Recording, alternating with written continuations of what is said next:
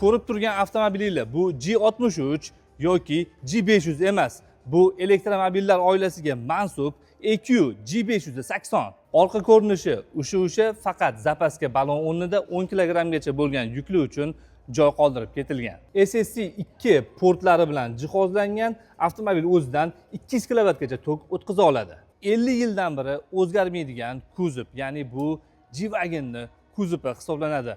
Avtomobilning oldi ko'rinishda o'zgargan qisqa narsalarni ko'rsataman. Oldi radiator reshotkalari xuddi GLS'larni ko'rinishda qoldirilgan. Mana bu reshotkalarni ko'ryapsizmi?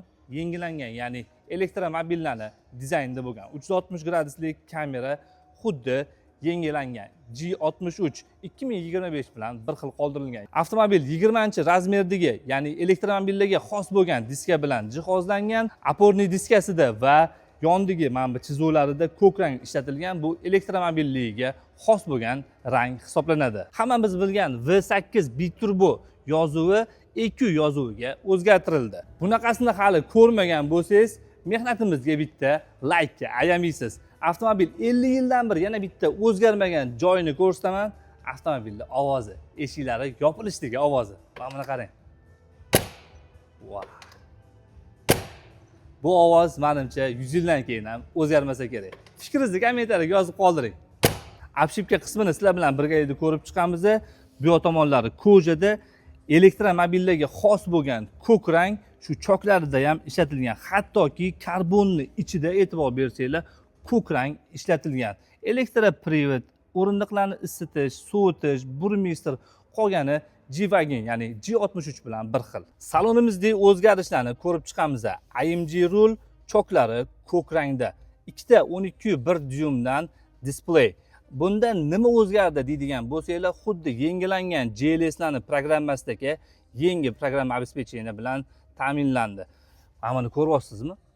Yo'llarni o'qiyapti. Ya'ni hozirgi kundagi yangi chiqayotgan Merslarda Wi-Fi o'rnatish mumkin. Ya'ni bemalol Wi-Fi ga ulab qo'yib, siz endi programmalarni boshqarishingiz mumkin bo'ladi. O'rta konsolda o'zgarish bo'lgan, esingizda bo'lsa, blokirovka knopkalarining o'rnida, ya'ni tankskiy razvorot G-Torrent degan knopkalarimiz qo'shilgan.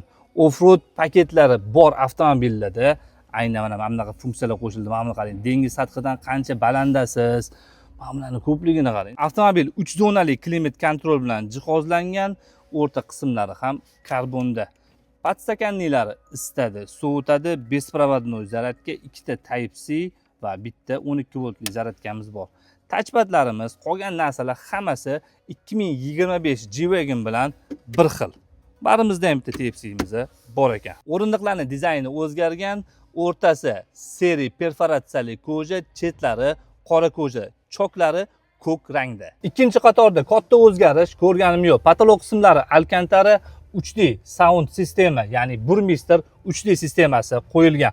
Asosiy o'zgarishni men planshetda ko'rdim. Juda ham ko'p narsalar qo'shilgan va ishlashi qotmasdan yaxshi ishlayapti.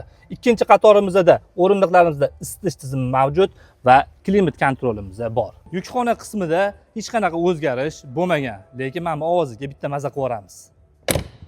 Benzin motor 0 dan 100 gacha 4.5 sekundda chiqqan bo'lsa, elektromotor 0 dan 100 gacha 4.7 sekundda qo'zg'aladi. Bu katta farq degani emas. Bularning asosiy farqi maksimal tezligida. Benzin motor soatiga 240 km gacha tezlana olgan bo'lsa, elektromotor soatiga 180 km gacha tezlana oladi. 4 ta balon uchun alohida elektromotor bilan jihozlangan bo'lib, 116 kilovatli batareyka, to'liq zaryad bilan 658 km gacha masofa bosib o'tish imkoniyatiga ega. Siz 320 ming dollarga G63 olgan bo'larmidingiz yoki 100 ming dollar arzoniga G580 elektromobil olgan bo'larmidingiz? Fikringizni kommentariyada yozib qoldiring. Shunaqa eksklyuziv mashinalarning videolarini o'tkazib olmaslik uchun bizga obuna bo'lib qo'ying.